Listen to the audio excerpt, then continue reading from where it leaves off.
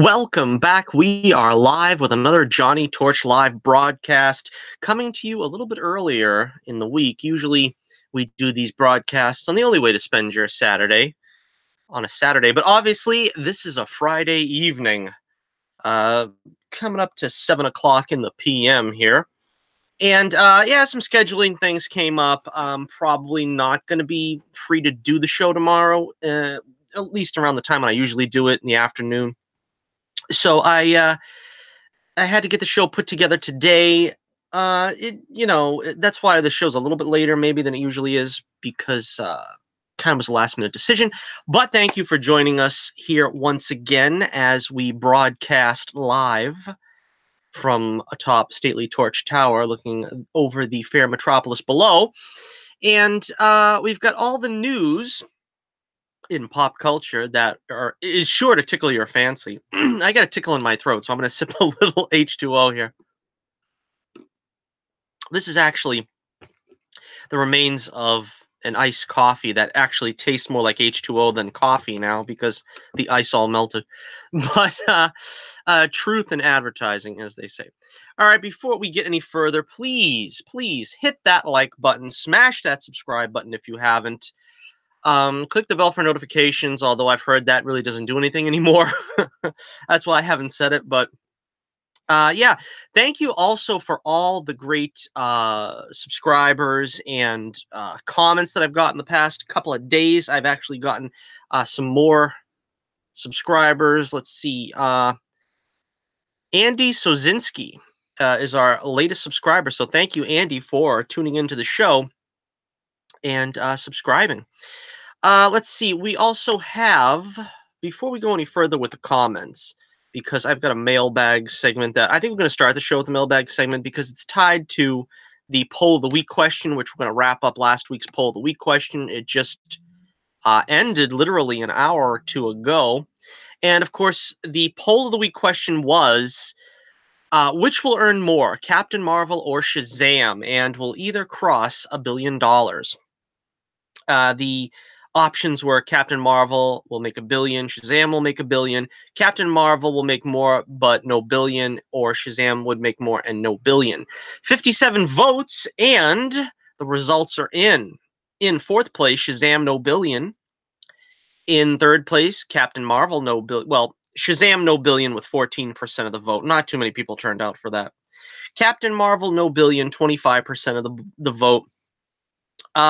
It got a little bit closer around here with 28% of the vote in second place, Shazam, and crossing $1 billion. I still probably would have voted for that, although I don't know. We'll get to that in a second. And taking it home with 33% of the vote, with a little bit of a margin of victory over Shazam, Captain Marvel. So you guys think Captain Marvel will make $1 billion, and Shazam won't, or at least you think it'll make more than Shazam if both cross the $1 billion plane. That then Captain Marvel will eventually still make more. Okay, so that leads us into our mailbag. And yes, I do have a image that I have to put up. Okay, now it's time for mailbag. We got a bunch of great comments, well, 2 comments in the past month, so we are going to get to them right now. First of all, Cedric House, thank you for leaving a comment, and he was talking about the poll of the week question. As I said before, I would have voted Shazam $1 billion. He says, I got to disagree. Captain Marvel already tracking 100 million, plus Shazam look fun, but it ain't getting same type promo as Captain Marvel. Yeah, that's true. You know, they really pushed Captain Marvel, the promo for Captain Marvel. I got to agree to that. I admit that is absolutely true. Which she face of Phase 4 and main character in Endgame and Strongest. And families will bring son and daughter to see Captain Marvel. Yeah, I don't know. I think really I would say that still the family demo is going to go to Shazam. I think they're clearly pushing Shazam as the kids, the family picture between the two of them. But the MCU is always family friendly, and I've always supported that. So, maybe it'll be a stalemate. I don't know. Shazam doesn't have same hype as MCU. Only reason Aquaman made a lot was due to China. Well, if we're talking about the overseas box office, I think Shazam is going to do really well over there too. So I don't know if, are we discounting, the overseas markets? The question really is, which film is going to make more? Not that we're categorizing as domestic or worldwide, but yeah, a lot of people have told me online that Captain Marvel is going to make more, and I don't necessarily disagree because you have to remember it has the greatest slot of all time, which is leading into Avengers Endgame, the big finish of the MCU's, you know, a collective 3 seasons. So yeah, that's an inducement to go see the movie, if any. I still say I don't think it's going to reach $1 billion. It is tracking to do very well, from what I hear. I think it's supposed to do what, 300 million for this weekend, something like that. I don't know. I don't really fool around with the money aspects of these movies, but anyway, thank you, Cedric, for the comment. And yeah, you're probably right. I think Captain Marvel, like I said, has a lot of promo, and it has a lot of controversy, but the controversy, it's like the old saying, there's no such thing as bad press.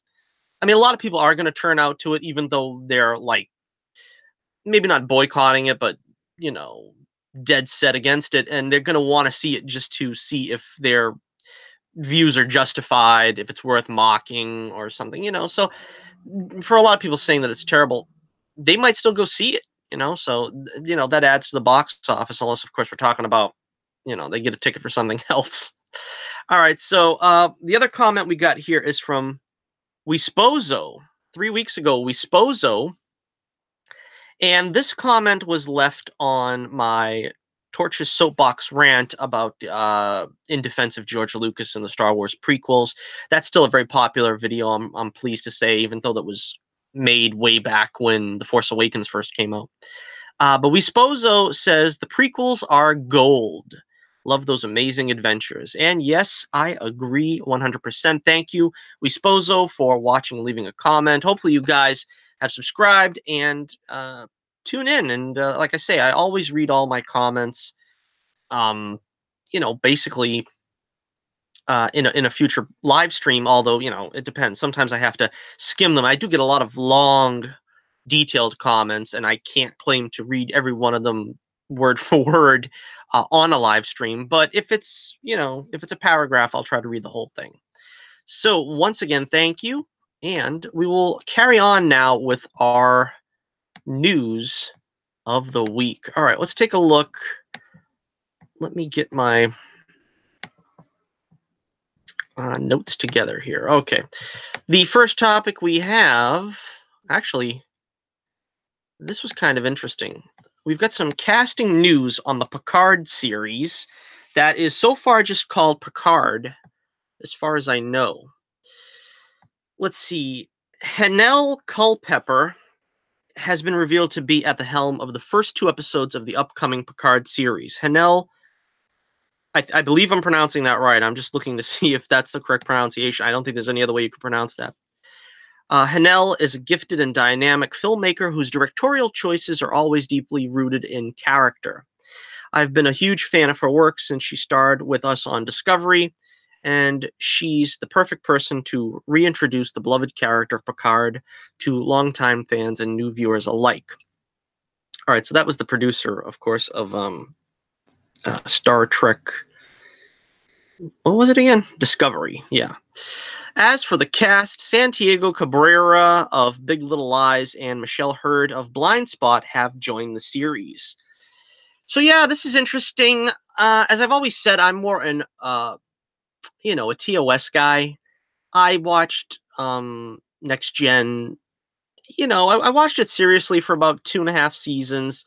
Then I became sort of a fair weather fan. I kind of just watched it whenever I watched it and tried to keep up with it a little bit. But yeah, so I mean, I'm obviously, probably, unless what is this going to be on Hulu? Or no, this is on the CBS network, I think. You know, if I can get a free subscription, you know, I'll probably check it out for a month or something. But nah, I'm not really gonna, you know, pay to see this. But yeah, this is pretty cool that this is actually going forward. You know, Patrick Stewart, just a fantastic actor, and this was the role that I don't want to say put him on the map because you know he was a fantastic stage actor and stuff and Shakespeare and stuff like that. But this definitely is what introduced him, especially to American audiences, and to see him back in that role is gonna be great. All right. Let's talk now. And by the way, I got the chat room open, so in case any of you are watching and are interested, I'm happy to take a few comments, particularly when I'm done with a news story, because I don't know if you know I don't keep an eye while I'm talking about the story, but when the story's over, I'll check the chat. All right, we got our first look at Sonic the Hedgehog and the upcoming Sonic the Hedgehog movie. They released a few images. Um, I don't know what to say really. I don't think the face is too bad. This is a picture of him right here. It's the body that throws me. He looks way too athletic. He should have like I don't know, shorter limbs or something. He looks like he has a human body and a really weird messed up head. You know what I mean? The head don't look too bad if it was independent because I'm used to seeing Sonic, you know, curl up into a ball and roll and this and that. I don't see how he can do that with this body. He looks like he's, you know, he would detach his head and just start rolling. I don't know. I don't know. But yeah, Sonic the Hedgehog movie is going to be out geez, this year. And with Jim Carrey, crazy Jim Carrey playing Dr. Robotnik or Eggman if you prefer. I prefer Dr. Robotnik. I'm not sure exactly what they're going with. But yeah, don't really have any notes on this one, but yeah. All right, before we go any further, let's take a look at, yeah, let me know in the comments below or in the chat room if you're here. Let me know, what do you think about Sonic? Is that interesting to you? Is this just something that you're going to catch on, you know, be real. You're going to catch this on Netflix or something. This is kind of what it is to me, more of a Netflix grab or something like that. All right, so let's take a look at the trailers because for the trailers, I have no notes. I'm just going to wing it because I watched them just before I started the live stream just to refresh my memory. First, we'll start off with the Shazam second trailer, and just to be very frank, I was underwhelmed. Um, I think a lot of people were, and David Sandberg, I think David F. Sandberg, the director, addressed this pretty clearly in his Twitter comments. He said, "I'd rather not give away the whole movie. I'd rather leave people wishing there was more," and he pretty much did that because this is really the same thing as the first trailer. It's just it's a little bit, you know, maybe a little bit punched up with some more humor. We get a little more action. It's really doesn't tell us anything about the story. It starts off again with Billy getting the powers from Shazam the Wizard. The hijinks between him and Freddy's trying to teach him how to use his powers by smashing him with a baseball bat or whatever the heck, and they use Shazam's powers to start an ATM. Again, this is kind of like it's it's not really humor that really is grabbing me. The funniest part to me was when he says, "Can you leap tall buildings in a single bound?" Freddy says to Shazam, and he tries, and he smashes right into the building. And you know that's always good for a laugh. That kind of greatest American hero type, you know, floundering around stuff. Uh, but apart from that, it's kind of the same as what I felt about the first trailer. Nothing about this is really grabbing me as compelling. Um, oh, that Freddy's wearing a Wonder Woman T-shirt. I didn't notice that. Yeah, that's pretty cool. You know, they kind of have this kind of, I don't know if it's a stigma, but you know, that guys wearing Wonder Woman shirts and stuff. I think we're beyond that now. I got a couple of Wonder Woman shirts. Let's see, what else do we got here? Let's talk about Dr. Sivana. We get another bit of a look at him. And Mark Strong, again, playing a villain in a DC movie. this was pretty cool. He's not the Dr. Sivana I remember, who was sort of diminutive with the big, round glasses and stuff. He's a guy that's, standing toe to toe with Shazam, which I guess is for the best. I don't know what they could have done with a little old man. I'm not the most avid Shazam reader. I just remember some of the early Fawcett comics that I got in reprints when I was a kid, and they were cool. But I mean, I couldn't name you all, Captain Marvel, excuse me, Shazam's villains were basically Dr. Sivana and Black Adam, which we'll talk about later. Speaking of Captain Marvel, they have the joke in there where Freddy tells like a passerby that his name is Captain Sparkle Fingers. And I was like, man, that would have been the perfect time to make the Captain Marvel joke. Now, I don't know if copyright or trademark maybe is preventing that, but I would have loved to see that as an in-joke. Like, Freddy says, oh, his name's Captain Marvel. And, Shazam is like, oh, don't say that, man. It's ridiculous sounding. That would have been a cool nod to both the fans, the longtime fans, and, the long-term controversy that's been surrounding the names of Captain Marvel and Shazam. So that's cool. All right, so let's see. I think I got one more image if I can find it. Let's see. Yep. Okay. This is the famous, I would like to sample some of your finest beer. Which they're going to have underage drinking in this. I don't know. They're going to have to slap this with the R rating. That's sort of what they do with smoking nowadays. Anybody smokes in a movie and it's subtly R rated. I mean, come on. How puritanical are we getting in this culture that we're in now, this society? But another thing I didn't understand was, at least the way the trailer was put together, it looks like Shazam punches Dr. Sivana, he goes flying, and then Freddy reprimands Shazam and says, you did the first thing that a hero's not supposed to do, or something to that effect. And I didn't get that at all. I mean, isn't the hero supposed to punch the villain? That's the first thing the hero does, and he's saying you did like the worst thing a hero can do. I didn't get it, and I think it was edited wrong. I don't think Freddy says that there, but the way it was tied together made it feel like that. And then there was the bus scene. He was chastising him about the bus. That was, again, I don't know if it's going to get old with him, Shazam being a screw up and Freddy just continually chastising him. But yeah. And finally, I wanted to comment on, again, I'm going from memory. I don't have any notes on this.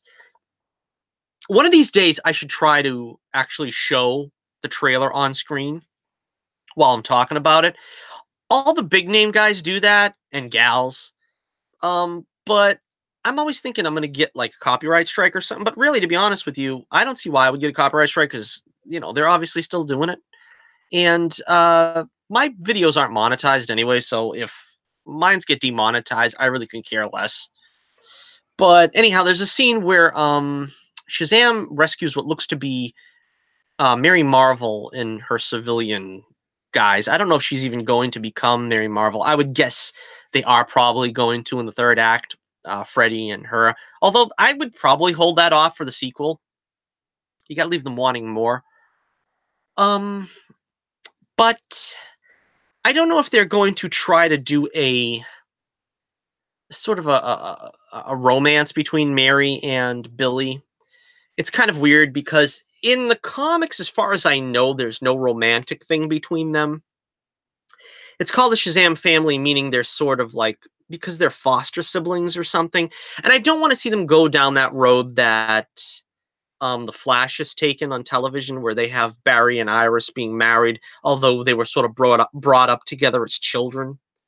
That's pretty weird to me. And I think it's the same thing here, where it's probably not as weird, because I think he's going to like meet Mary in this movie, but it's not going to be like they were raised together and then they grew up and then got married. So, it's probably a little bit less on the ick factor. But you're still talking about, in the comics, Billy was like 10 or something. And in this trailer, they say he's 15, which I guess is okay.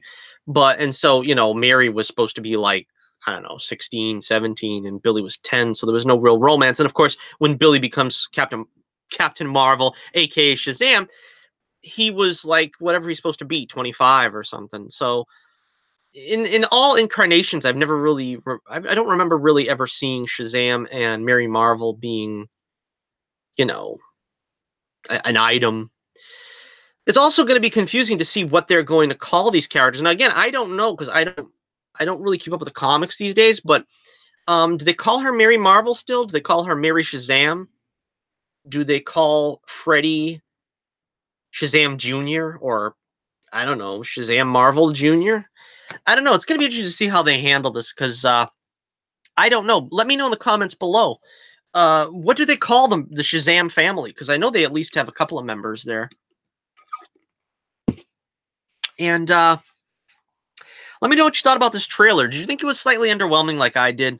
I don't think it's going to be bad by any means, the movie, but again, they're not really accentuating some of the more interesting elements that I think you could in a Shazam trailer. They're still just going with the yucks. Like, yeah, this is going to be sort of a greatest American hero take on Shazam. I'm like, that's cool, but, you know, show me some more. Show me something else. All right. Moving on. Let's see. All right, let's talk about Morbius. We got our first image of Morbius, Jared Leto as Michael Morbius, and he looks, from what we could see, pretty accurate to the comic drawing of Morbius. You know, he's got the long, scraggly hair. He's got sort of like a piercing stare, and he has no nose in the comics, which, of course, would have made Michael Jackson the perfect actor for Michael Morbius. But unfortunately, MJ is not here, and they turned to Jared Leto, and the film is actually being shot now. Let's see. The film's plot, which was created by director Daniel Espinosa and screenwriters Burke Sharpless and Matt Samza, follows an FBI agent trying to track down Dr. Michael Morbius. The Hollywood Reporter reports it's the last major role to be cast in this film, and Sony wants Tyrese Gibson to fill it. So, Tyrese Gibson, famous from the Fast and the Furious franchise, is supposedly up for the FBI agent, I guess. I don't know. Again, I grab notes and I don't do a very good job of getting all the information, but the the cast also includes Matt Smith, Adria Arjona, and Jared Harris. Let's see. Matt Smith will portray the villain, Loxus Crown. Oh, see, I don't know any of Morbius's villains. And Adria Arjona is the love interest, Martine Bancroft. Harris will play Morbius' mentor. Okay, so that's interesting. Production on the film began in London earlier today. There's no word yet on whether Tom Hardy's Venom or Tom Holland's Spider-Man will appear. The film is scheduled for release on July 31st, 2020. Again, this one is one that they're going to have to prove it to me, because with Venom, I was willing to give it a shot because I'm like, yeah, you could honestly do a Venom movie. You could tell a Venom story. I'm not sure really you can do a Morbius story without Spider-Man. I mean, it was tough to do with Venom to an extent because the origin of Venom is really supposed to be very closely connected with Spider-Man. But once you've got Venom on his own, like for instance, if they just made it, you know, where Spider-Man sort of had like a cameo or something, it probably would have worked a little bit better as keeping the through line of Spider-Man and the succession of Venom. Like for instance, we see like a cameo of Peter getting the black suit off of him or something, and then, you know, discarding it or it going away or something, and seeing that's how the suit ends up, you know, bonding to Bra. You know, that could have been a little bit more convincing. But again, I liked Venom, so I really don't see what you could do with Morbius that's not going to make it feel like sort of a generic vampire tale. I'm not sure, but again, you know, if they win me over, I'll be I'll be interested in it. I'll be excited to see it if they can do something with it. All right, so let me know in the comments below if you are excited about, let's see, Morbius. Let's go to the, let's see, the trailer for Cobra Kai Season 2. Yes, Cobra Kai Season 2 released their trailer for their second season yesterday. And why isn't this trending? This should be trending on Twitter. I don't think it's even trending on YouTube. Come on. This show was fantastic last year. I had a few issues that I didn't like. You can go back and listen to my my review of it, my live stream review of it from last year. Some of the more juvenile things I didn't like about it, and I imagine it's going to be present in this season. But this trailer pretty much sold me on the fact that this is kind of, they're upping the seriousness of it, I think. Which, you know, the Karate Kid was never a comedy. So when they were going for those comedy moments, sometimes that's the stuff that I didn't like. You know, what I mean, like sort of the raunchy humor that wasn't part of the Karate Kid as a franchise. When they did some of those more genuine comedy moments between like Johnnie and Miguel, those were good. And you know, I'm hoping we're gonna see more of them. I'm wondering where Miguel's gonna be, you know, in his path here. This trailer, it seems to be a little more balanced. It's going to be a little bit more, I think, Daniel this year, because he's doing Miyagi-Do dojo, and he's going to be training students, and they're going to be facing off against Cobra Kai. So this is going to be pretty exciting because, in a way, I think they minimalized Daniel a little too much last season. But I guess that was because they were trying to set it up for two reasons. One reason is they were trying to set up that I think Daniel was sort of in a better place where he didn't let, you know, sort of his past become a barometer of where he was going, and comparison with Johnnie, who was sort of living in the past. So they kind of had to set that up. Also, I think last year they wanted to focus on Johnnie as being the, you know, sort of the focal point on, you know, where everybody is now, kind of, you know, it's sort of like, because it was a famous, you know, meme or whatever you want to call the kind of the urban legend that Johnnie was the hero of the Karate Kid. And you know, I don't really buy that, but I mean, it was a good in, you know what I mean, to get the story started and off the ground. So it's going to be cool to see what transpires here this year, because it looks like there's going to be a real serious showdown between Johnnie and Daniel. Lawrence and LaRusso, those boys will be feuding forever. This was cool. I had to take this image. He's got those Coors Banquets again. I got to go back and get some more of those. But and the commercial was pretty funny. Daniel, he's offering Miyagi-Do karate without payment. You don't have to pay him. He's just going to bring you in and teach you Miyagi-Do karate, because that's what Mr. Miyagi would do. And it's true, that's what Mr. Miyagi would do. So it makes you wonder exactly, I guess, you know, there probably will be some kind of confrontation between both students, I guess, you know, in a tournament setting. But I can imagine that this is going to be more, he's doing this to just take the emphasis off of Cobra Kai, so that, you know, kids won't be signing up for Cobra Kai and getting their brains, you know, filled by Johnny Lawrence, and they'll learn the more wholesome brand of karate. All right, this of course was nice, a good little tribute here to, of course, Pat Morita, who was Mr. Miyagi. It's nice to see they don't forget him and that they're putting him in the trailer as, you know, a still image, of course, since Pat passed on several years ago. But you know, they've got the setting. He's going to be training them at the Miyagi Hacienda. So again, they're doing everything right. They're showing, this is like kind of the opposite of how I felt with Shazam. I didn't need to be shown anything else. I felt that I really got everything I wanted out of this trailer. Now, that's not to say there's not more that I'm expecting. Like, I really wanted to see if Daniel and Johnny were gonna like go at it in some kind of, you know, hand-to-hand combat fashion. I think at some point they're going to have to. I think the setup kind of demands it at some point.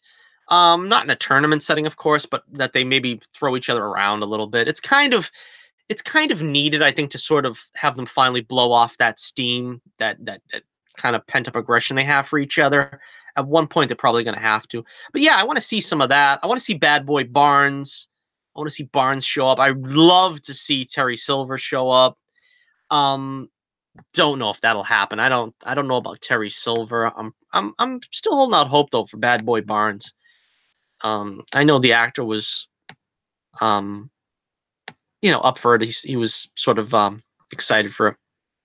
But of course, we have Crease, John Crease. Now this is interesting. It looks like this was a showdown, I think, between in the trailer was between Johnny and Daniel. But looks like Crease is there, and it looks like Johnny is kind of going to be on his side. It's going to be interesting to see how Crease is going to kind of schmooze him. Because remember, the last we seen these two together, Crease was choking Johnny out, so it doesn't seem to me like Johnny would really want to have anything to do with him. But again, it's kind of hard. You can't really put Crease in this series and not align him with Johnny, because Crease has so much, tied to the Cobra Kai. That's pretty much his baby, especially if you want to take Karate Kid Part 3 into account, where he basically, was handed the Cobra Kai dojo on a silver platter by Terry Silver. So, yeah, I mean, I imagine they're going to make peace. And maybe at some point Johnny will turn on Crease, but that'll be an interesting turn of events if it happens. I don't know. And of course, it was really exciting to hear finish him by Crease. Again, they're doing fan service in the best possible way. We got one more image here.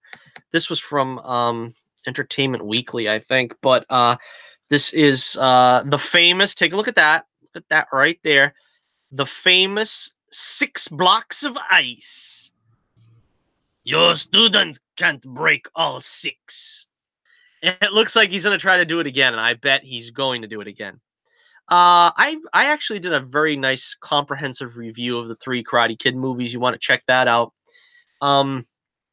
It's in my popular videos listing. And of course, yeah, his protege's there. His daughter is going to be, yeah, they kind of left it ambiguous at the end, whether she was going to like train with him. You didn't know if she was going to join the other side. I thought maybe she was going to join the other side and then come around. But I don't know. I mean, that might have been more dramatic. But anyhow, she's still on the side of the Angels, and Johnny's son, I can't remember his name. I always want to call him Sean because he looks like Sean from Boy Meets World. But yeah, he's still I guess Daniel's top student.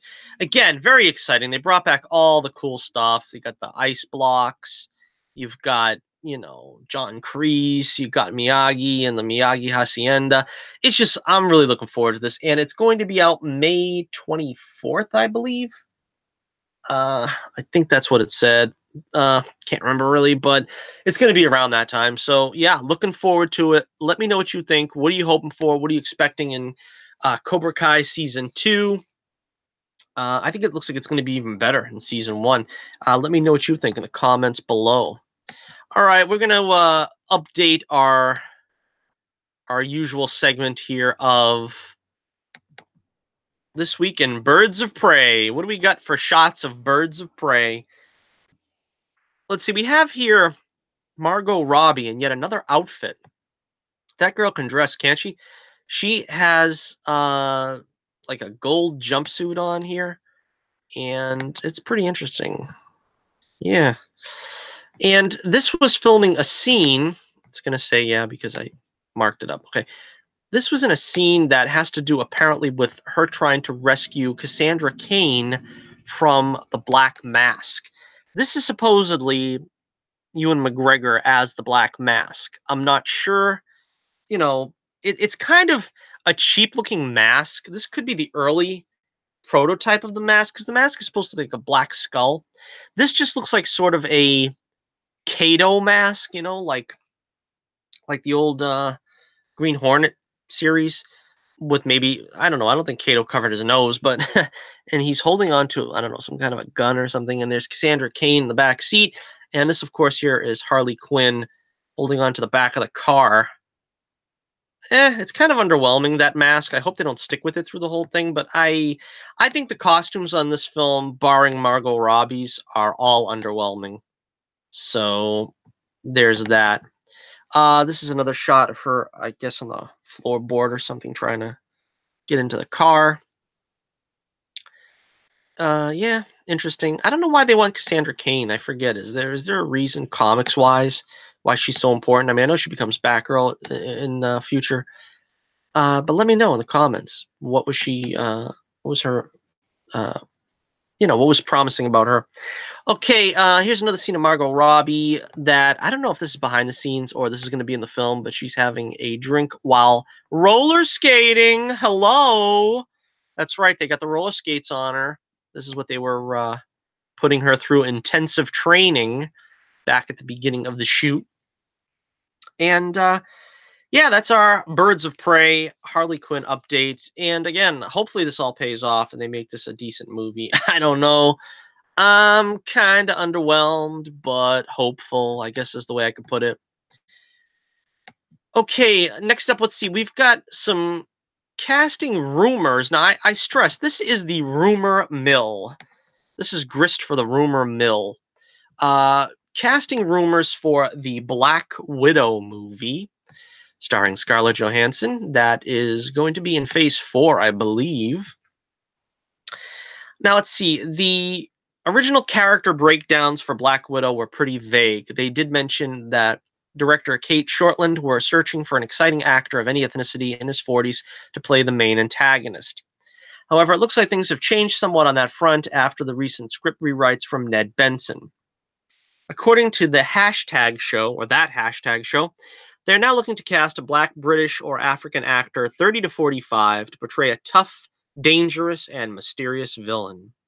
Marvel Studios' Black Widow is reportedly eyeing Riverdale star Camilla Mendes. Is that how you pronounce her name? Mendes? Mendez? No, it's not Mendez, right? Anyhow, you know her as Veronica on Riverdale, in a small supporting role, according to the report. The hashtag show claims Disney-owned Marvel is very early in the process of search for an actress of color aged 15 to 25 and is now compiling a list of actresses for the unidentified role. This role is said to have been added in a rewrite to the Jack Sheffer penned script by the scribe Ned Benson. So, I don't know. That's interesting. It's all rumor at this point. Camilla Mendes, but yeah, she's good on Riverdale. I haven't watched Riverdale since the first season because I got too much to watch and it really wasn't that important to me. But I did like the cast. What I fear is they're kind of gonna be going for that Elektra type thing where it's like we need the female star to have a young female protege. And that's what this feels like. I think, to be honest with you, I think it worked in Elektra. I don't hate that movie as much as everybody else does. I think it was a decent movie. I think the biggest problem with Elektra was the first, I don't know, I want to say roughly half of that movie was boring. They could have made like a good hour television show of it, like a good hour pilot or something, and maybe see if it could get picked up. But yeah, that's kind of what it feels like they're going to do here. Let's see. Marvel appears to be looking for more seasoned stars for a pair of supporting male and female roles. Rachel Weisz, or Wise, Rachel Wise. We all know her from the Mummy franchise. Sebastian Koch from Bridge of Spies and Alec Baldwin are said to be in contention. Alec Baldwin, boy, his name is getting attached to everything lately, huh? What is he? I don't know. Emma Watson, Alice Englehart, Dar Zuvosky, and Florence Pugh Pug, have read for the kick butt female Bond role, and now they're reporting that Andre Holland from Moonlight and Castle Rock has auditioned to play the villain. All right, so yeah, this has been going around. Emma Watson, I don't know. I mean, is this the same part that she's up for with Camilla Meads? They kind of like made a point of saying they wanted an actress of color, which I guess would tie to the fact that now they want the villain to be an actor of color. So it's kind of like, I don't know. I mean, maybe they're going to be related in this. I don't know. I don't know. A lot of people are saying that Andrew Holland, who is, I guess, again, and it's rumor he's potentially going to be the villain, could be Taskmaster. I wouldn't necessarily have a problem with that. See, my big problem is the name Taskmaster got thrown around a lot during Agents of S.H.I.E.L.D., where a lot of fans were saying, put Taskmaster in, put him up against Melinda May. And I was like, nah, Taskmaster is kind of above her pay grade. That's not to take anything away from Melinda May, but you want to put him in a movie is what I mean by that. So I want to put him in a movie, and putting him against Black Widow could work, but I still think you put him against Captain America. I really think they should put him in a Captain America movie as, if not the main villain, then a henchman. Kind of the way they put Batroc the Leaper in, give him a bigger role than Batroc the Leaper had in The Winter Soldier. But the thing is Taskmaster is the ultimate mimic. You know what I mean? He can fight anybody's style. He can fight regardless of your power set or gadgets, because he knows your every move. He anticipates you. And that's perfect for Black Widow, but it's also perfect for Captain America. I kind of wish he would be in Captain America. What I want for the Black Widow, for the villain, would be the Red Guardian. I've said that many times. The Red Guardian is perfect for the Black Widow. But what you're probably going to see is they don't want her to have a love interest. We don't want her to have any man. We don't want to show that she was in love with any man. And kiss my grits if you don't like it. That's probably what's going to happen. And that's the thing that bugs me, because there's such an interesting background of the Black Widow with the Red Guardian, and she was married, and they were going to be like this Bonnie and Clyde of the Soviet era spies and all kinds of cool stuff like that. And it's just going to get wiped away because they're going to want to focus on big sister, little sister, and she's going to be supportive and nurturing of her little sister, metaphorically, her little sister. So again, this kind of sounds like the same old, same old. I'm not too excited about it. I mean, if it does turn out to be Taskmaster, I've never seen Taskmaster without his mask, so I'm not going to complain about race changing, because I don't really know what he looks like under that mask. I mean, hey, that's fine. But I would save him for Captain America, really, to be totally honest with you. Yeah, let me know what you think in the comments below. Are you excited about these casting rumors? Do you see Emma Watson maybe playing? I don't know. I was gonna say maybe she'd be playing a young Scarlett Johansson in the flashbacks, but nah, they already did that, the flashbacks, and they already used the actual Scarlett Johansson in those flashbacks. So nah, this is probably gonna be a different character. Okay, so carrying on, let's get to the saddest bit of news we've got today. I did a video a couple of days ago, about a week ago now, of the dim future of the Arrowverse. And we got the call, just like Oliver Queen got the call, that Arrow is going to be canceled after a 10-episode final season next season. Now, the call actually came from Stephen Amell. I don't think, and I honestly, like I've said on Twitter, I honestly don't think this show was canceled for any reason, other than Stephen Amell saying no mas. He just is done. He doesn't want to do any more. He's not renewing his contract. I like Amell as an actor, but also, as I said on Twitter, I don't really know what he thinks he's going to do after this. I mean, he's gonna get Hallmark movies. You know what I mean? That's kind of like I said, Carlos Valdez, also a great talent. But what is he gonna do? He's gonna play the roommate on a CW show for like 3 seasons, and then he'll be struggling for work again. I mean, it's hard out there. You know what I mean? I don't really see him becoming the next George Clooney. You know what I mean? And that's not to take anything away from him or from Valdez. I mean, I love them both and would love to see them go 10 seasons on each show. But I hate to see somebody cut off the gravy train while it's rolling. I mean, there's still enough to tell with Arrow. It doesn't feel like they've overstayed their welcome to me. I think they kind of stagnated in the villain department. They haven't really, they've relied on Diaz for so long that I kind of wish they would like get on track with another, like Slade Wilson was so strong and such a powerhouse.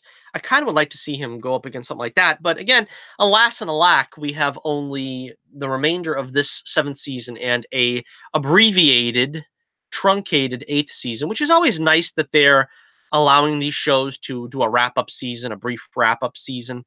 Apparently what's going to happen is the show is going to, this is just my speculation, it's going to air between probably October and December, which would be 10 episodes, 10 weeks between October and December.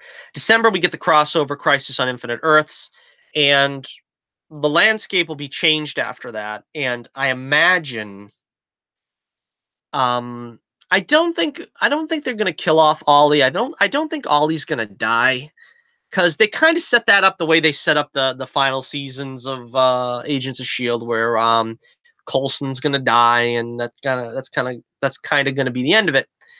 But I don't know if you can do that, because then you leave Felicity as a single mother, a mother of 2, because William doesn't have anybody else. You'd have to kill the whole family, really, and so I don't really see that happening. Because they kind of left it that he like I said, he sold his soul to the Monitor or something. I don't know. But anyhow, in the report here, let's see. In a joint statement, Greg Bertolanti and Mark Guggenheim and showrunner Beth Schwartz said, "This was a difficult decision to come to, but like every hard decision we've made for the past 7 years, it was with the best interests of Arrow in mind.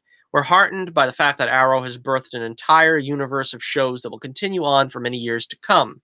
We're excited about crafting a conclusion that honors the show, its characters, and its legacy, and are grateful to all the writers, producers, actors, and more importantly, the incredible crew that has sustained us and the show for over 7 years."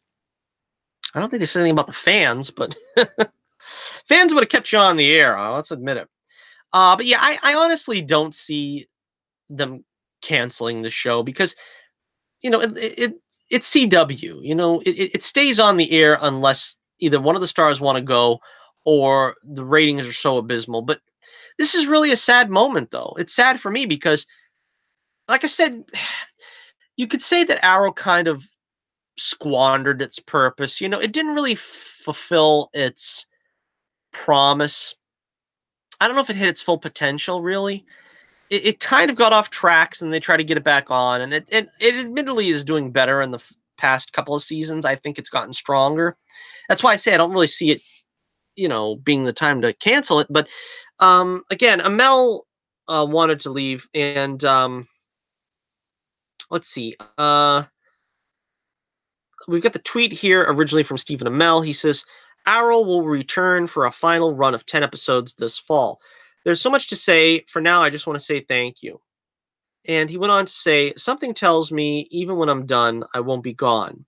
If you've watched the Arrowverse, you should understand that. I think it's been a good run.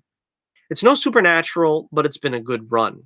That was from his Facebook video. A very moving Facebook video, by the way. Again, like I said, I really love Amell in the role.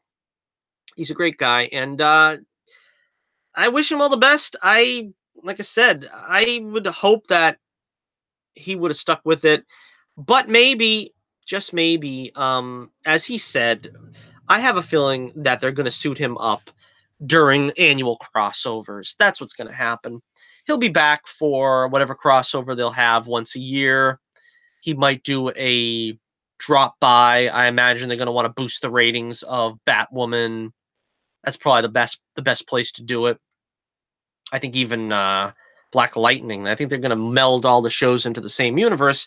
Black Lightning probably could use a punch in the arm, you know, a little bit of a jolt in the in that show. All right, so again, with a heavy heart, we bid a sad adieu to Stephen Amell and Arrow. I think there were probably cautionary plans where they were going to put Emiko maybe in the costume and try to pass her off as Arrow. I don't think that's why they said we got the show's best interests at heart. They knew it wasn't going to last with somebody else wearing the hood. And I think it's better just to leave it this way. I mean, if they want to use Emiko in a smaller capacity somewhere, maybe, but nah, I don't think you do that. Arrow is Green Arrow, and Green Arrow is Oliver Queen. So what I really hope is, I love this costume on Amell. This was the greatest costume of all the seasons, and I wish they would go back to it for this final season, this upcoming final season. That would be a sweet way to send them out. And I also think that, well, you know, he kind of didn't want to wear it because it was cold. But, you know, you got to man up, Steven. You know what I mean? You got to man up. I mean, I wouldn't want to see, you know, Wonder Woman wearing thermals or something because it's cold. You know what I mean? Superheroing knows no cold and no harsh elements. Okay, so let me know what you think. I guess there's time to eulogize Arrow later because they do have a half a season and another half a season. We got basically a full season of Arrow still left ahead of us at this point, so I don't really want to go on too long. But again, it's a sad moment because Arrow spawned a whole universe. It spawned a whole television DC universe, and there was so much promise at the beginning, and honestly, it's falling apart. Check out my video, The Dim Future of the Arrowverse. I believe this is just the beginning of the end. The Flash is probably the only show that's going to survive unscathed for a couple more seasons, and God knows if Grant Gustin's going to want to dip out eventually, particularly if the rumors are true that Valdez and Panabaker are kind of eyeing other options and wanting to leave. And, you know, it's just the landscape, too. I mean, the Netflix shows all went down. That's kind of understandable, though. So I don't really blame them because Disney Plus is doing their thing. You know, Gotham is wrapping up this year. But Arrow was the first. Arrow was the first that legitimately started it. I mean, you could say Smallville, but to be honest with you, Smallville wasn't a real superhero series. They were kind of trying to push the limits of what they could show in it without becoming an actual superhero series. But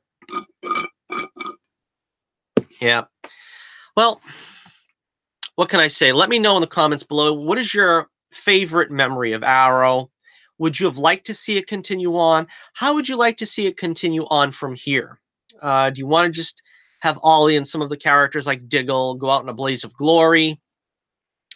Do you want to see them live happily ever after and maybe see, you know, Diggle show up on, you know, Legends, or, you know, maybe Ollie come back for a crossover? You know, let me know what you think. What do you want for the future of the character of Green Arrow in the Arrowverse, the Arrowless Arrowverse? And apparently, the sadness doesn't end quite there. Of course, Clark Gregg has been doing the rounds because he is, in fact, returning to the big screen as Phil Coulson in the Captain Marvel movie, which, by the way, I'm going to see it on Tuesday. God willing, of course. I haven't bought the tickets yet, but I should be able to get tickets, I think. Anyhow, Clark Gregg let it slip in an interview on the Captain Marvel press tour that this may be the end of Agents of S.H.I.E.L.D. He was quoted as saying, "Here I am, 11 years later." He's talking about after his introduction in Iron Man as Phil Coulson. "We just started shooting the 7th and final season of Marvel's Agents of S.H.I.E.L.D. in Culver City, and it's been an incredible ride." So, you can't get any more clear than that. He's already calling season 7 as the final season, which I guess makes sense when you figure that they greenlit it pretty quick. They kind of gave us a quick green light on that because season 6 isn't even out yet, and they were already saying, "Oh yeah, we're gonna start shooting season 7 now." So yeah, I mean, I can kind of guess that if they're going to shoot a season 7, they probably already got it in their mind that, look, season 6 is going to do pretty well. We can kind of track how it's going to go. Let's get another season out and let it be the last. Again, this is kind of, I'm sad to see all these series go, but I don't really know. The thing that bothers me more about Agents of Shield leaving is I think there's more you could do with those characters. You know what I'm saying? I mean, if we didn't have a weekly show anymore, I could live with it if I could see Coulson again in a movie, or if I could see, Daisy Johnson like show up in, I don't know, whatever, Captain Marvel 2, or Fitz and Simmons showing up in, you know, Doctor Strange or something. You know what I mean? If they can do something with those characters, even like in a minimal setting, or maybe if they do this Black Widow movie and you could have them interact to some extent with other Shield members, which would be Black Widow's you know clientele or whatever you want to say, that I could see that. But it feels sad if you feel like this is kind of the end, like this is probably the end of Agents of Shield. That's all we're gonna get. We're not gonna get anything else, because I don't know why, but they kind of made it clear that they don't want Phil Coulson back alive in the future of the MCU, to the extent that they're apparently killing him off in Agents of Shield. Now, we don't know about this new Coulson. Is he, I don't know, is he the original Coulson without his memories, or is he another character altogether? We don't know yet, but it's like they already kind of read the eulogy of Coulson again. So I'm kind of bummed about that. But let me know what you think in the comments below. What do you think about this? Another abbreviated final season for another one of the shows that I think they both started around the same time, right? Yeah, they both started within a year of each other. So again, pretty sad to see the landscape changing if this is indeed the final season for Agents of Shield. But again, you can get your fix for Phil Coulson on Captain Marvel if you go see Captain Marvel. So not too bad. All right, let's see.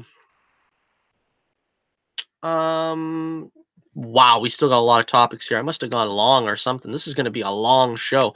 We're coming up on an hour, but we got a few more stories that I got here. This is interesting. We have the Hawkman movie. I've got conflicting reports on this, so I'm going to read both. Let's see. Here we go.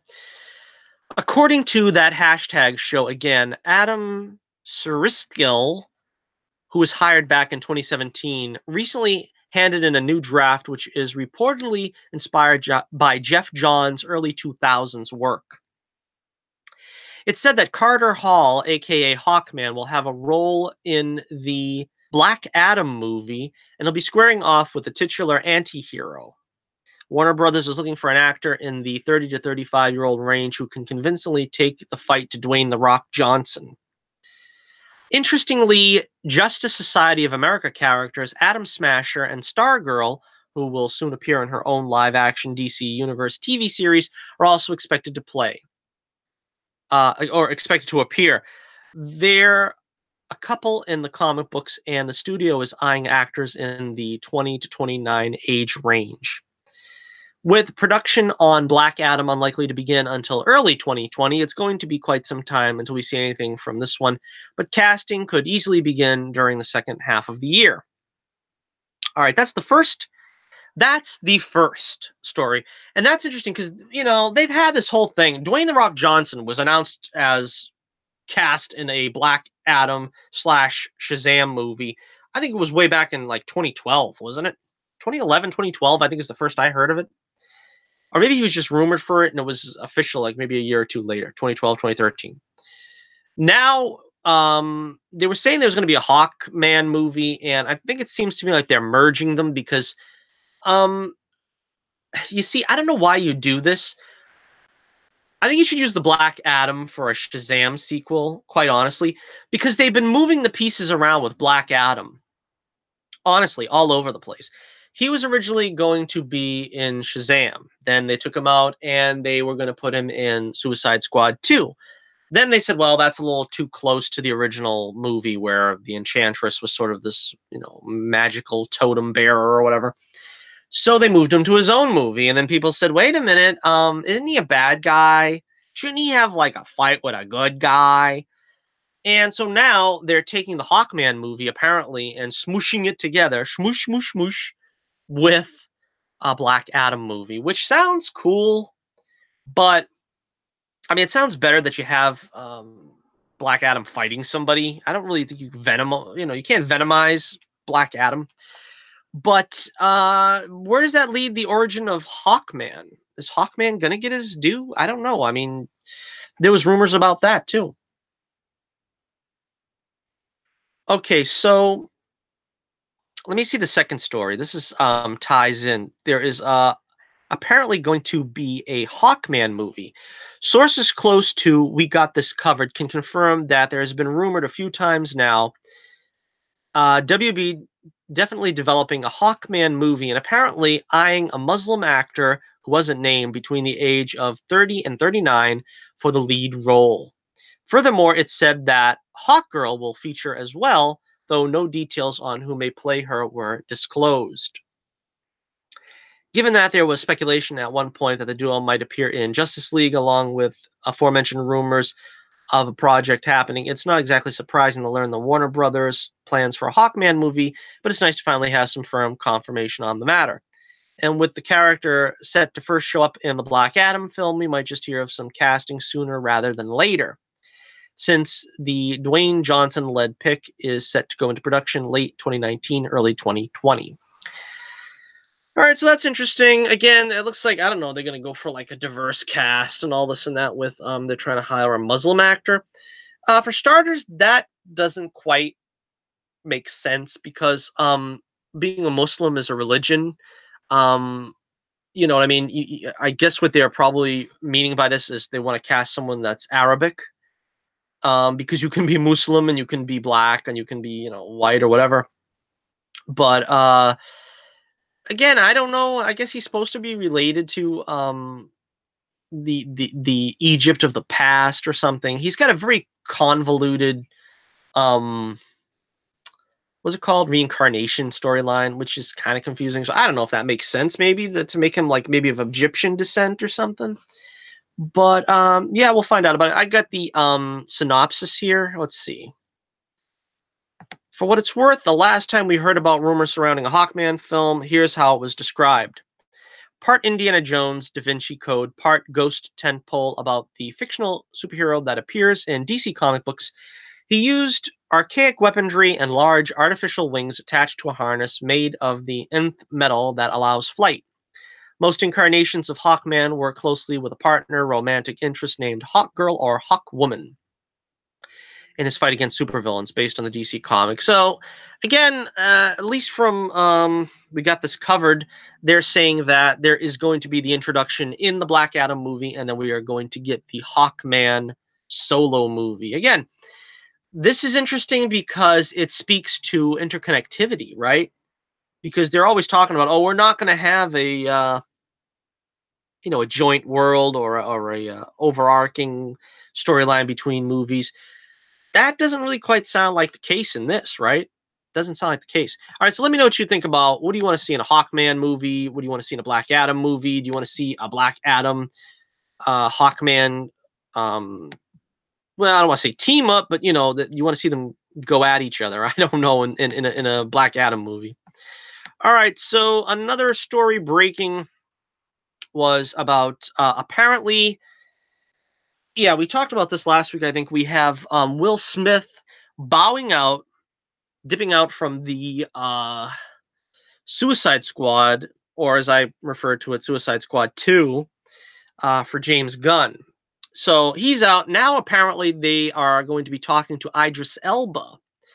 The interesting thing here is I don't know if he's going to be playing the same character. I can't find out any confirmation that he's going to be playing Deadshot, although a lot of these news outlets are running with that if, this is still kind of rumor, but if he does sign on, he's probably going to be replacing Deadshot, which is actually more than we know. We don't know that for a fact, so take it with a grain of salt. Let's see. Will Smith, let's see, won't be reprising his role. It's been reported that Warner Brothers was debating whether to recast Deadshot or replace him with a new character, and if the Hollywood Reporter piece is anything to go by, then it seems we have our answer. According to the outlet, Elba met with Gunn on Friday, and their discussion went so well that talks have now begun in earnest with the studio. What's more, it's said that Elba was the first and only choice for Gunn and the studio. So they're trying to make it sound like he's going to be replacing Deadshot, which my only problem with that, Idris Elba is a fantastic actor. Don't mind, don't debate that. There's nothing to debate.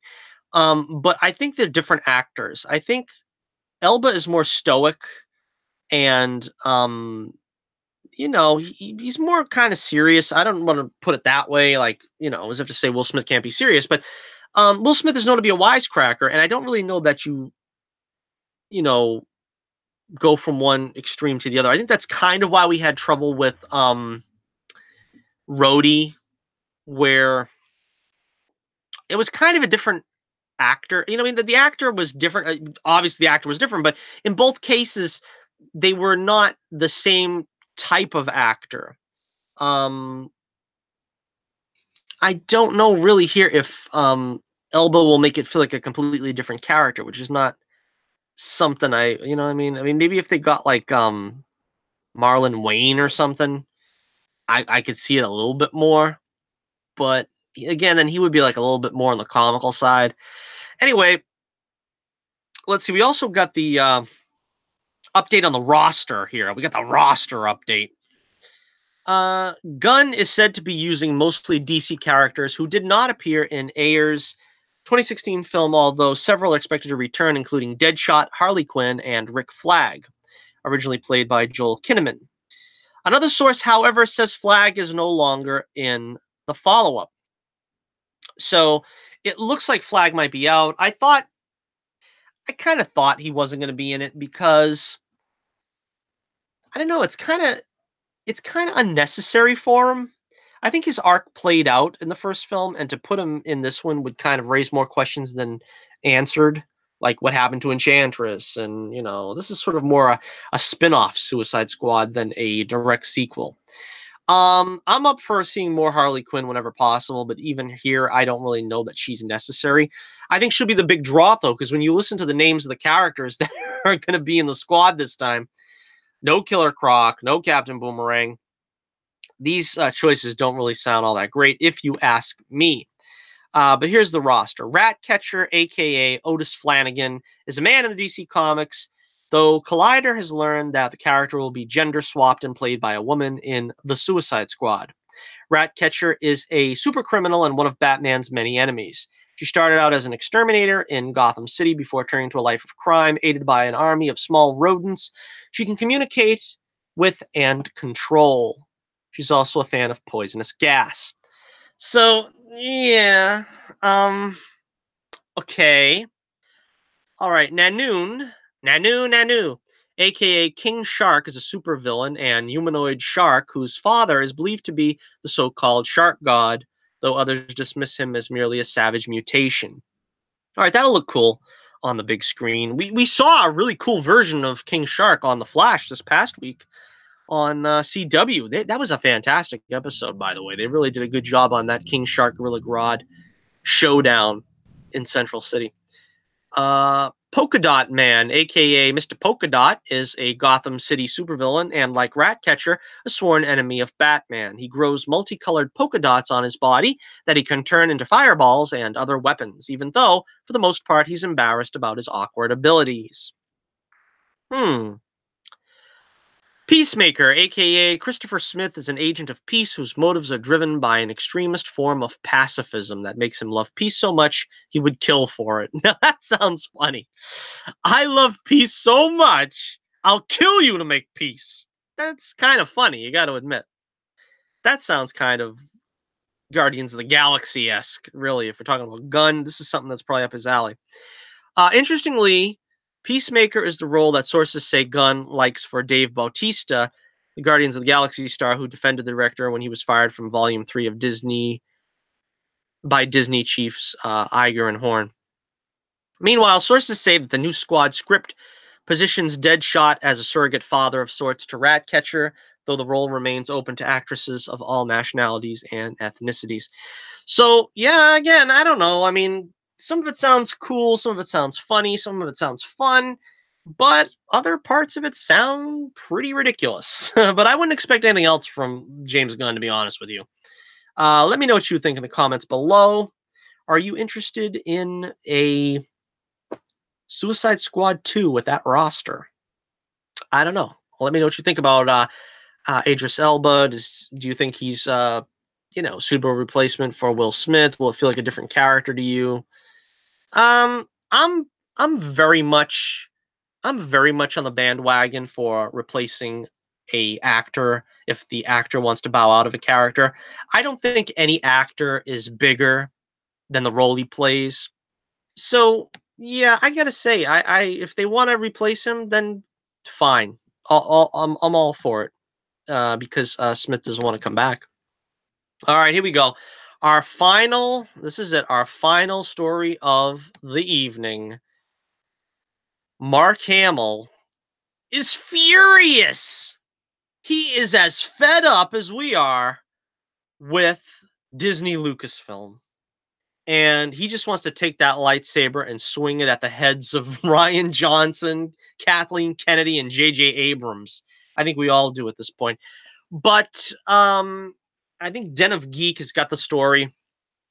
And he once again takes the heads of Disney Lucasfilm to task for ruining on us what would have been the most highly anticipated franchise reunion sequels in the history of mankind. Everybody that grew up, especially from the 70s on, loved the characters of Luke Skywalker, Han Solo, and Princess Leia.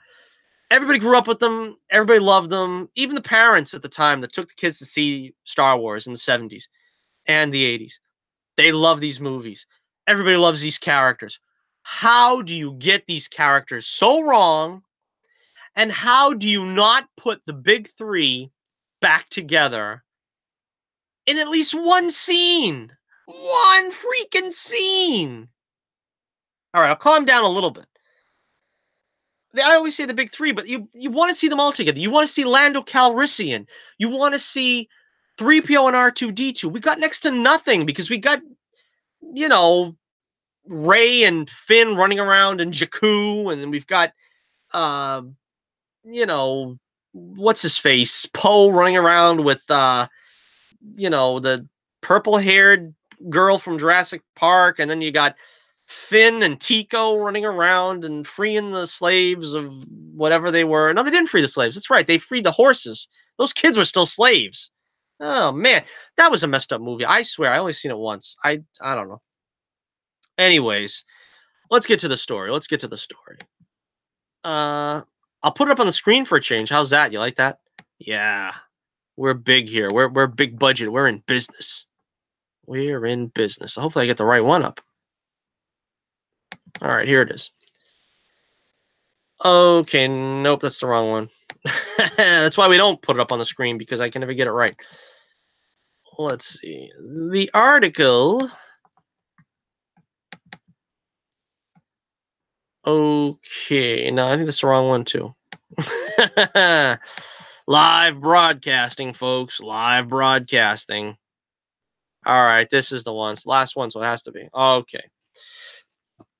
All right, so this is, of course, from, like I said, Den of Geek. Let's give everybody their props. Okay. Let's see. Hamill's quoted as saying, "I just thought Luke's never going to see his best friend again. You look at it in a self-centered way. I said, that was a big mistake that those three people could never reunite in any way. I guess I was wrong because nobody seems to care. I have to stipulate that I care, but that's like Luke in the cockpit of the Falcon and the New Hope. I care." I always love the way he gives that line. But no, trust me, Mark, you're not alone. I care too, and I think probably 90% of the old school Star Wars fans care. I don't understand why it didn't occur to one person in production, one person looking over the script saying, gee, we don't have the star of the films, Mark Hamill, in the whole first film, save for the last 10 seconds of the movie. There's something wrong with that. There's something wrong there. And to never have all three together in the same scene, how do you do that? How do you make a film? How do you seriously sit down and write a script and say, I'm doing the sequel to Star Wars? Clap warning. I'm doing the sequel to Star Wars. I got the gig.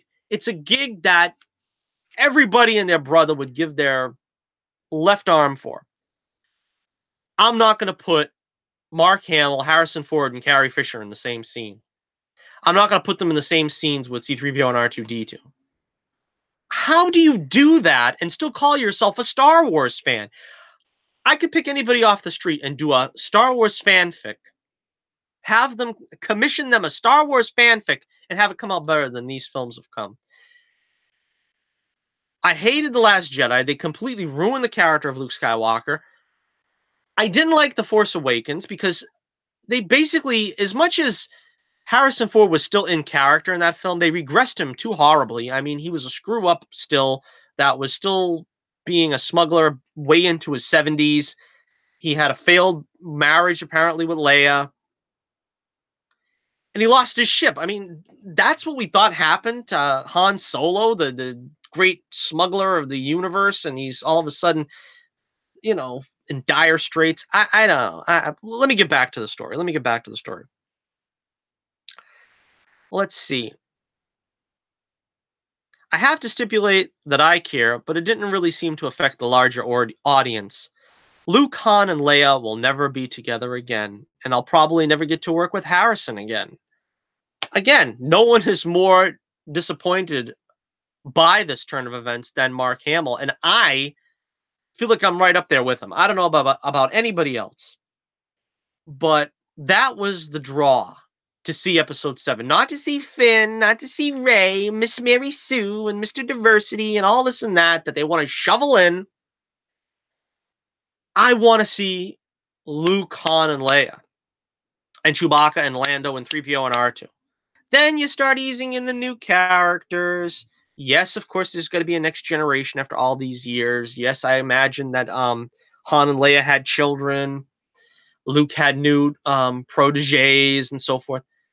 But, what a messed up way to treat the most beloved franchise in history.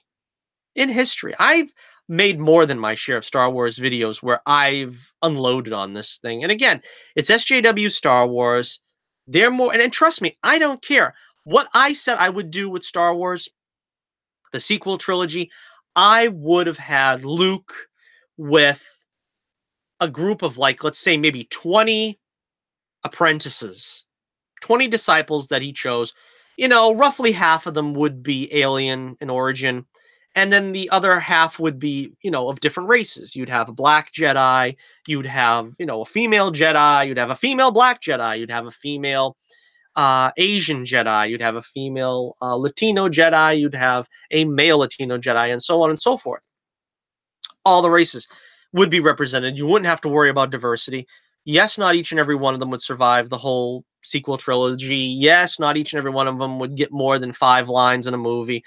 But still, not only would it have shown that Luke obeyed the teachings of Yoda and passed on what he learned to a new generation, that he wasn't a complete screw up, that he didn't go off and hide in caves in an island planet, but that he actually was proactive, did something right, and tried to restore the flame of the Jedi in the universe. Instead, they made him a mockery. They made a mockery of him. They made a mockery of Luke Skywalker, and no one knows that more than Mark Hamill. And I feel bad for him, honestly. Now let's get to the next portion of this here. Let's see. Some changes had to be made, however. They had me walking by C-3PO, not even acknowledging him. I said, I can't do that. He, Rian Johnson, said, okay, go over and do whatever. So I went over and did whatever. That's the way that I'm sure each and every one of you would have imagined the reunion between Luke and C-3PO. And, you know, the whole impetus for Luke going off on his journey, his hero's journey, was meeting 3PO and R2. 3PO and R2 brought him the message, and that message changed his life. And of course, Obi-Wan is a factor in that as well, but basically that's him heeding the call. And what could they do? What could they come up with? Nothing. They could come up with nothing between Luke and his trusty droid, and Hamill is put on the spot and basically just manages to come up with a pat on the back. I remember seeing that in the theater, and it was another thing that outraged me, because I was like, come on, Luke, give him 2 words. Just say, how you doing, 3PO? Or, you know, hello, buddy. They couldn't even get that out. You know, I mean, it's really sad. It's really sad the way that this whole saga has ended. And I don't know. I honestly don't even care anymore. I don't even want to see episode 9, to be totally honest with you. All right, so to finish up here, the quote. The second thing was that they killed me off. I thought, oh, okay, you should push my death off to the last one. That's what I was hoping when I came back. No cameos and a run of the trilogy contract. Did I get any of those things? Because as far as I'm concerned, the end of 7 is really the beginning of 8. I got 1 movie. They totally hornswoggled me. And of course, in the last, I didn't finish the last page, but he also says, they say in the movie, the past is gone, kill it if you have to, and they're doing a real good job of that. It's true. They're killing the past. They don't want you to think back about the past of the franchise. They just want you to focus on their trilogy as if it's any good. But again, yeah, they mistreated Luke Skywalker. And again, I tell you why. It's because of the SJWs. It's because of Kathleen Kennedy.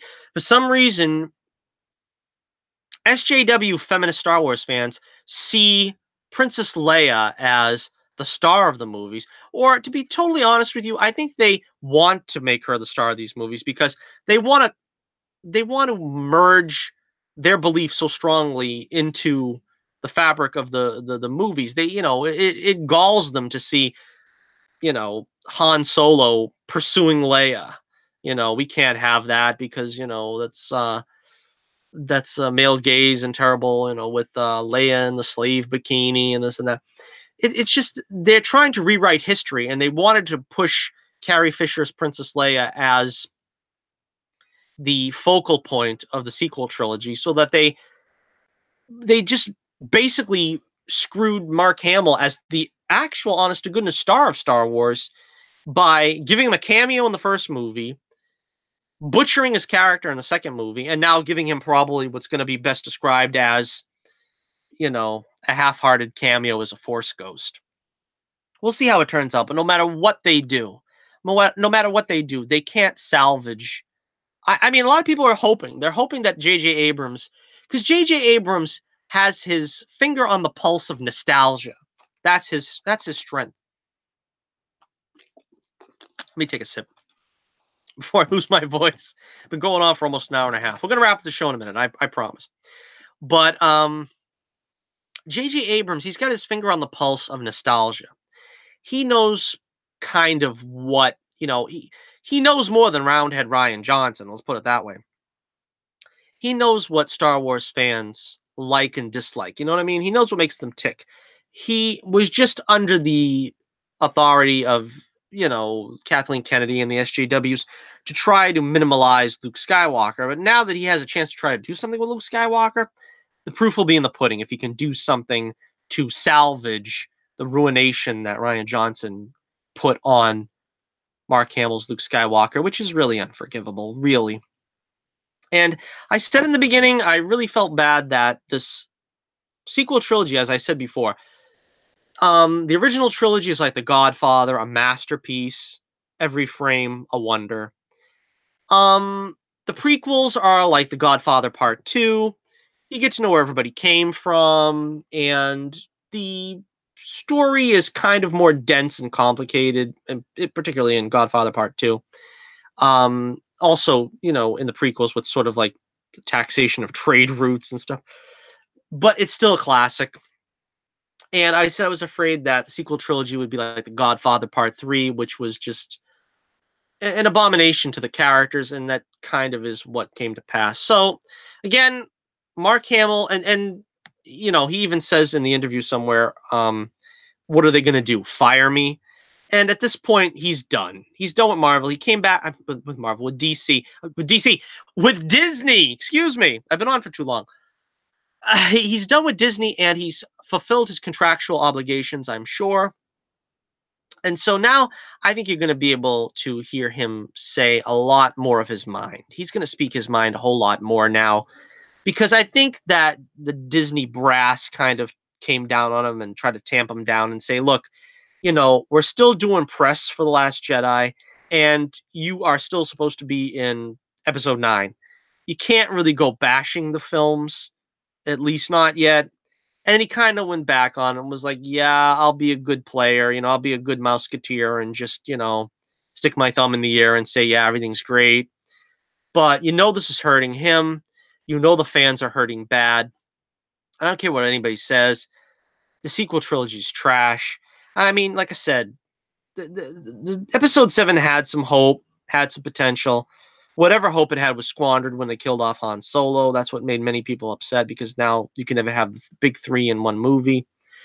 You probably still could if they could stitch together parts of Carrie Fisher's performances with Harrison Ford coming back. But, you know, Harrison Ford was like pulling teeth to get him to do the first movie, so you're not going to get him back. And it just leaves a really, really bad taste in our collective mouths if you're a Star Wars fan. And if Star Wars meant anything to you, I can't see how you like the direction these films have gone. Maybe some millennials that didn't really grow up with the films and just know sort of SJW media and how, you know, a movie is made by committee these days won't really feel the burden of what they've done. But nah, the rest of us, I think, pretty much know that, you know, this is just a failed SJW experiment. They tried to make a movie by committee. They tried to appeal to all kinds of demographics. They tried to bring women in.